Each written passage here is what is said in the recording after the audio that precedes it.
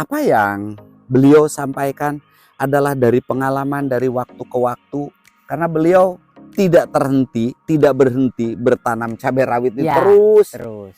Ada satu hal lagi kan, kalau sudah terjadi sudah nggak bisa diapa-apain. Iya, layu mah. Sangat menyedihkan tentang layu. Layu. Pemirsa, coba kita gali bagaimana antisipasi untuk menghadapi masalah layu.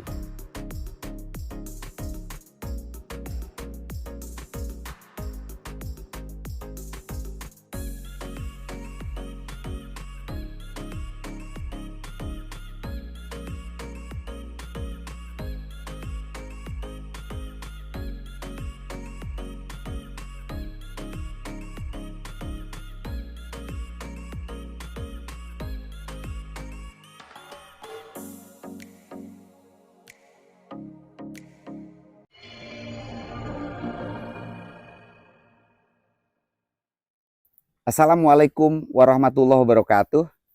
Salam sehat untuk kita semua. Pemirsa, jangan bosan, masih bersama Kang Arif. Ya. Jadi sekali kesini biasanya membahas beberapa materi ya, Kang Arif. Benar. Karena cukup jauh kan? Ya, lumayan sih. Dari Cilegon ke Jiput. Ke Jiput. 2 jam di jalan. Oke. Tapi nggak apa-apa. Demi kepentingan video, saya coba rutin sesuai permintaan pemirsa diupdate. Nah, update sekarang di video yang ke-6 di 90 HST ya, Kang Arif. Saya ingin khusus sambil jalan ke sini yang agak luas nih. Sambil kita lihat buah-buahnya, Kang Arif. Ini sudah di 90 HST ini, kalau kita perhatikan, Mas Dika mungkin bisa didekatkan. Alhamdulillah ya, buah mulai lebat. Walaupun buah pertama. Iya, buah pertama ini. Dan sudah panen 2 kali. Walaupun baru sedikit-sedikit ya, Kang Arif. Pada video sekarang, saya ingin membahas khusus tentang layu.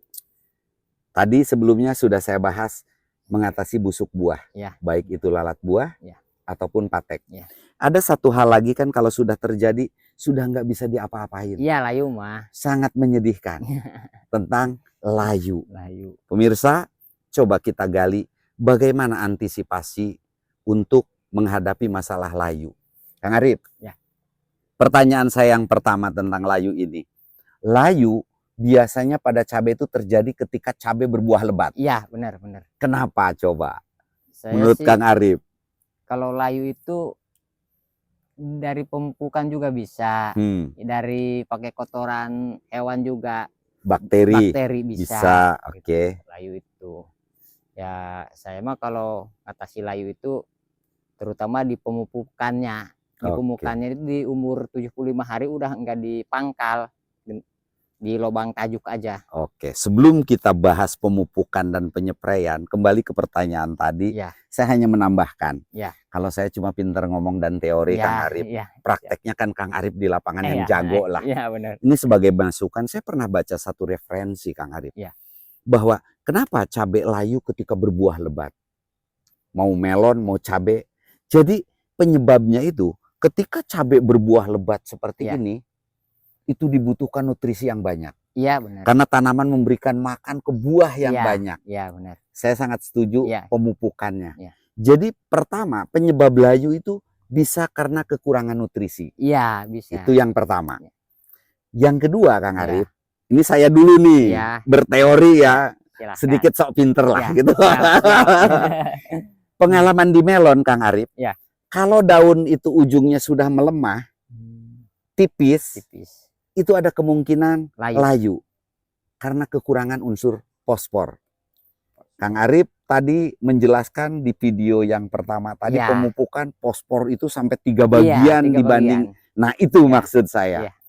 Jadi pemirsa, sebelum dibahas tentang pestisida dan cara pencegahannya, jadi selain karena faktor fusarium, layu bakteri, tapi bisa juga karena kekurangan nutrisi, terutama fosfor. Setuju ya, Kang Arif? Setuju. Oke. Emang harus banyak fosfor sih tanaman, biar kuat, sel-sel akarnya kuat, sel-sel dinding, sel rantingnya kuat. Gitu ya. Nah, untuk aplikasi pupuk, mengantisipasi layu ini teknisnya seperti apa? Pupuk dulu, Kang Arif. Pupuk. Tajuk.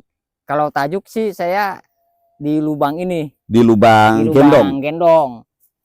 mau tajuk, mau kocor di sini. Sudah tidak di pangkal batang. Tidak saya. Kalau banyak pupuk kocor di pangkal batang nanti ininya hitam nih. Hitam ya, itu ya, yang iritasi pupuk kan kimia itu pupuk itu. Itu yang gejala awal bisa menimbulkan busuk. Ya. Jadi usahakan ketika sudah mulai 70 hari, ya, pemupukan cukup di lubang gendong, di lubang pupuk. Ya, baik itu kocor ya, ataupun tajuk. Ya. Nah, untuk antisipasi supaya pohon ini kokoh, pupuk tajuk yang diberikan apa?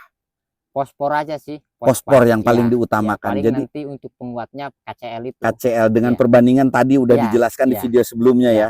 3 bagian fosfor, 1 bagian KCL, 2 bagian tadi apa tuh? Yang 2 bagian Poska ya, itu. Jadi itu pemirsa.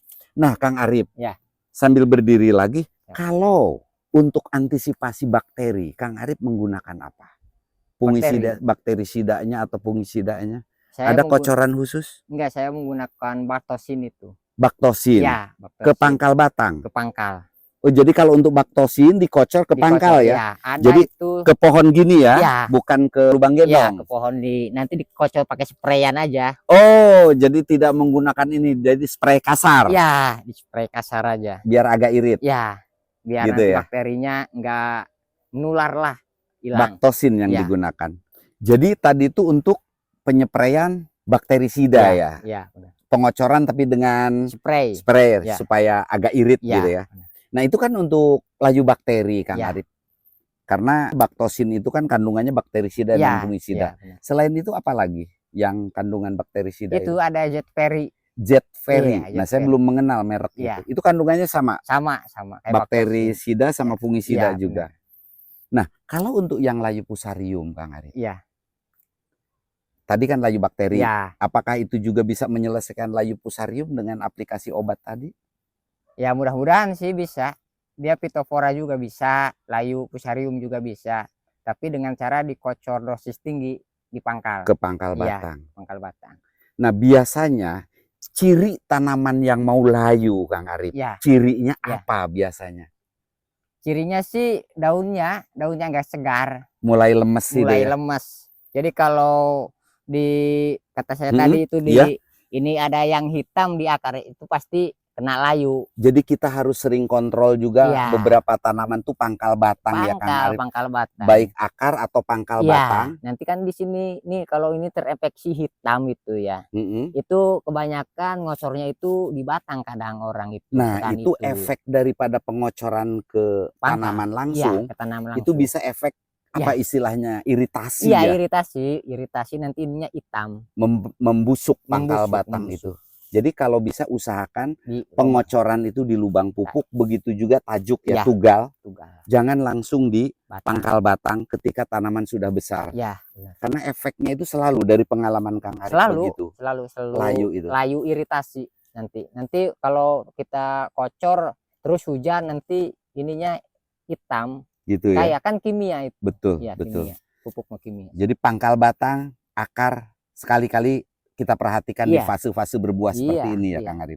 Nah, kalau kembali kita lihat di kebun di sini, artinya kan keunggulan di sini ini terutama jarak antar bedengan cukup luas ya. Sirkulasi udara tuh bagus.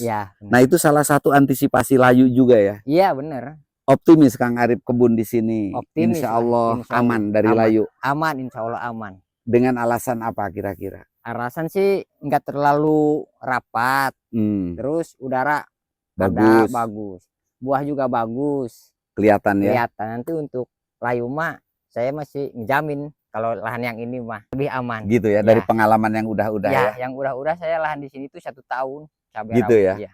Jadi mudah-mudahan ini bisa berumur panjang dan sampai ketemu harga bagus lagi. Amin. Seperti yang lalu lahan satu ya Kang Arif. Jadi pemirsa, memang apa yang beliau sampaikan adalah dari pengalaman dari waktu ke waktu. Karena beliau tidak berhenti bertanam cabai rawit itu terus.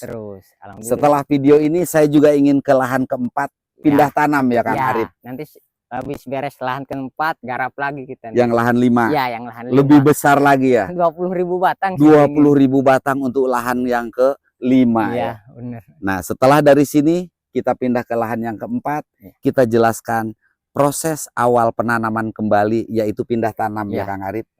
Nah, mungkin pemirsa, pembahasan tentang layu yang selalu menjadi masalah bagi kita semua, mudah-mudahan apa yang Kang Arif jelaskan tadi paling tidak memberikan gambaran dan bermanfaat sekecil apapun ya Kang Arif. Iya, benar. Kang Arif menyampaikan apa yang dilakukan. Ya, saya mah apa adanya menyampaikan pengalaman saya di lapangan lah. Betul. Gitu. Tidak ada yang ditutupi. Tidak, saya mah. Tidak bermaksud promosi obat juga. Tidak. Jadi tidak. jangan sampai kita berpikir begitu. Ya. Supaya apa yang kami sampaikan itu tidak ada beban moral. Ya. Kang Arif hanya menyampaikan masalah teknis sangat banyak. Ya. Pendapat sangat banyak. Ya. Kami sifatnya hanya menyampaikan Ya. apa yang dilakukan. Dan tidak bermaksud Ya. menggurui ya Kang Ya, Arif ya. tidak saya Tidak. Hanya sharing. sharing berbagi pengalaman aja. Oke. Ya, kalau mau pakai pengalaman Monggo. masing-masing monggo. Gitu. Saya mah yang apa ketemu saya di lapangan itu yang saya jelaskan. Oke.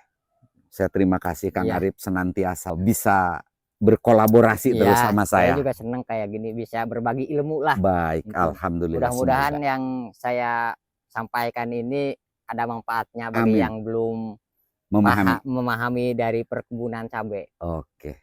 Pasti bermanfaat Kang Ya. Arif. Mudah-mudahan jadi amal ibadah Ya, kita. amin, amin. Pemirsa, mungkin itu pembahasan tentang layu bersama Kang Arif. Langsung kita menuju ke lahan yang ke-5, 4. Ya. 4. Ya. Lahan 4 untuk kita bicara tentang pindah tanam. Billahi taufik wal hidayah. Assalamualaikum warahmatullahi wabarakatuh.